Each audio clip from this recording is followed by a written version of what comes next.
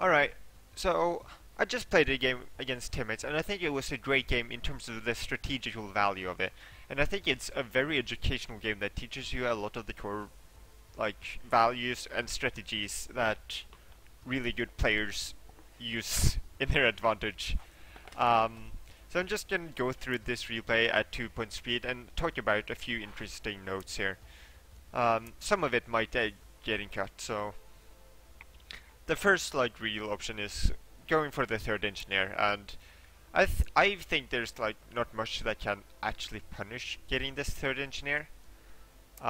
Timmets goes for the conduit, which to me this signifies that he doesn't want to fight the econ game with me, because there are two really good econ units in this pool, both the Apollo and the Odin, and I've sort of already ruled out Shadowfang as an option because the Apollo just wrecks Shadowfangs because it can insta-kill it without you being able to defend it.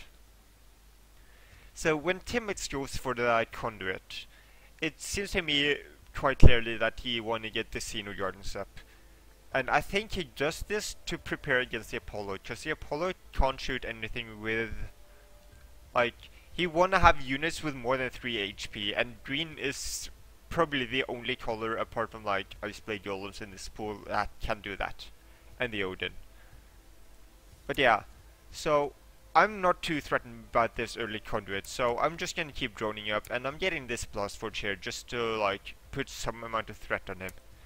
Now Timmets here goes back for the Animus, and I'm thinking that's because he wants to have Ice Blade Golems if I'm not putting a lot of pressure on him. So he's sort of anticipating me to go for this Apollo strat. And if I go for Apollo here, I will just get crushed by Ice Blade Golems with Xeno Guardians. But I think that it doesn't matter. I can still get the Odin next turn. I have exactly 18 drones. I don't even have to get a wall. I can easily just sacrifice an engineer right here.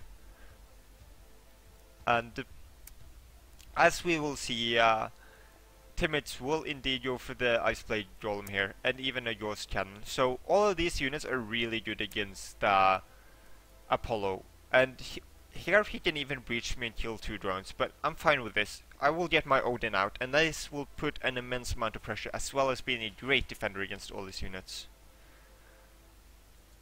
Let's just see what happens. Yeah. So right now I have enough damage to kill an Ice Blade Golem if I want to, and he has to defend his Xeno Garden, so he is forced to build a force field, because if I kill the Xeno Garden here it's basically over. So he will take the losses here with just sacrificing the Ice Blade Golem, but again I'm in this really good position where I have the Odin out, I have the economical advantage, I just have to survive and not let him get too much out of it. So, in terms of board presence, Timmets just wanted try to breach me as fast as possible, so he's getting these first bites, which is sort of forcing me to not advance my board any further. These just put a huge amount of pressure onto me, but... So yeah, I'm considering attacking with the Odin. I feel like it doesn't do anything at this point. The Steel Splitters won't attack anyway, so it doesn't matter whether or not they attack or not. But yeah, I'm trying to take into Xeno Guardians of my own so that I can actually attack with this Odin. Because right now he will kill a wall a turn, and I really have to be careful of these frostbites, because the frostbites will eventually be able to shut my walls down. But yeah, you see here I'm contemplating about seeing if I can attack with all 4, but if I attack with all 4 he can get my wall here. So here Timmets does a really interesting play. He sacrifices a frostbite to actually kill my engineer, because my defenders are set in such a way that I can block engineer Odin because he attacks for 6. So in turn, sacrificing 1 frostbite kills a wall instead of an engineer, which is a really good use of a frostbite. But anyways, I'm still doing the math, seeing if I ever can attack with this Odin, but I really want to get some more damage out, so I can't only build walls here. So I'm building another Steel Splitter, trying to get more and more pressure onto the board. just hoping I can like eventually get through these Xeno Guardians. And Timex has really good defenses here, because he wanna make sure that whenever I attack, I can't kill a Xeno Guardian. So he's making sure that he has enough blockers back in order that he can't lose a Xeno Guardian. And he keeps putting all these frostbites out, not even using them. He just wanna like put the pressure out there, putting the pressure on my walls, forcing me to play defensive. So here I finally see that I can kill a Xeno Guardian when I attack with the Odin. And I think this is one of the interesting parts of the game, where I see that he can breach me here. He can just frostbite all my units, make sure that I don't have any defenses. But I also note that he only has 8 attack. Well, it will be 7 once I kill a Xeno Guardian. But he will only have 7 attack, which is not enough to actually do enough damage, even if he breaches me here. So I'm just gonna say, sure teammates, go ahead, you can breach me. I don't think the damage you will do from breaching me will be enough to warrant it. But he goes for the breach here, and he elects to kill my Odin engineers. But see here, like, even if he breaches me, I still am ahead, I feel, because I have the superior economical advantage at this point. I have the better tech, sort of, because I don't think Tarchers are very good in this game. I also have a superior amount of steel splitters, and he just sacrificed all his frostbites in order to get it. So now he can't actually threaten to breach me anymore, since he sacrificed all the frostbites. So I'm just gonna attack here for 4, which is exactly enough to kill a Xeno Guardian. And no, it's not this turn I actually like to do it. I'm just putting more damage onto the board, forcing him to play a bit more defensive, not building too many more units. And soon we will see what I do to like eventually break through here. So the entire game he has been spending like the entire early game he's spent trying to avoid the Apollos, going for these dual scans, going for these Xeno Guardians, and then transitioning into the Frostbites. But right now you see he's getting desperate, and with my huge economic advantage, I just sort of push him into this spot where he has to use walls and force fields. And now I think it's the perfect time to get the Apollo, because I'm attacking for so much that he has to stay defensive, but this Apollo forces him to not be able to build walls.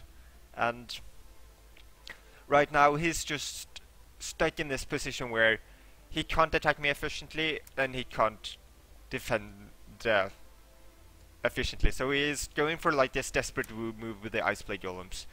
And I can just kill that Frostbite, make sure he can't breach me, and from here on out I will just eventually just beat him, because I have this huge advantage going my way. I'm doing some cute plays here, killing Xeno Guardians instead of the Ice Blade Golems, and soon after here he concedes. So I think this game showcases really interesting things. Firstly, Timex chose to go for these Xeno Guardians and the Ice Blade Golems and Ghost Hens because of the Apollo in the pool. He really anticipates me going for this Apollo, but since I'm going for the Odin, he has to switch up his tech, and he does that by getting the Frostbites, trying to breach me all the time.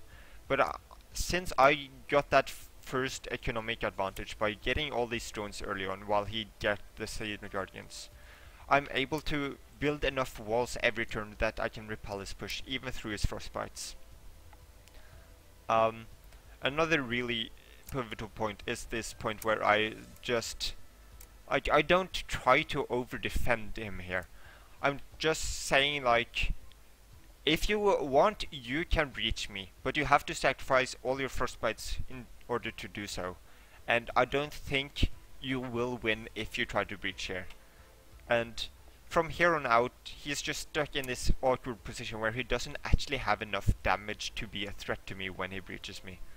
So further on, I can just keep building these units and eventually nailing him in the coffin with this Apollo play. And yeah, that's the game. I think it was a good one. It might seem a bit one-sided, and I think that's just the power of the Odin making it seem so, but it definitely could have been a lot closer here if I didn't make some of these mistakes. If I would have just continued to build walls here, he would have built even more frostbites. And I couldn't really efficiently attack with this Odin, I think. So, I think this just ended up being a really sweet game because of that amount of counterplays happened. First, him building all these 3 HP or higher minions. I mean, 3 or 4 or higher, I guess it is. And then me just not electing to get the Apollo at all, just going for Odin and Steel Spitters. And him trying to counter that with the Frostbites as well. And then eventually just the economic advantage taking in around turn 11, 12. And me just pulling ahead from there on out. Anyways, this was like the first replay cast I've ever done, and hopefully I can do some more. If I have some other cool games, I will definitely record them, show them onto YouTube, and yeah. Thanks for watching. Good game.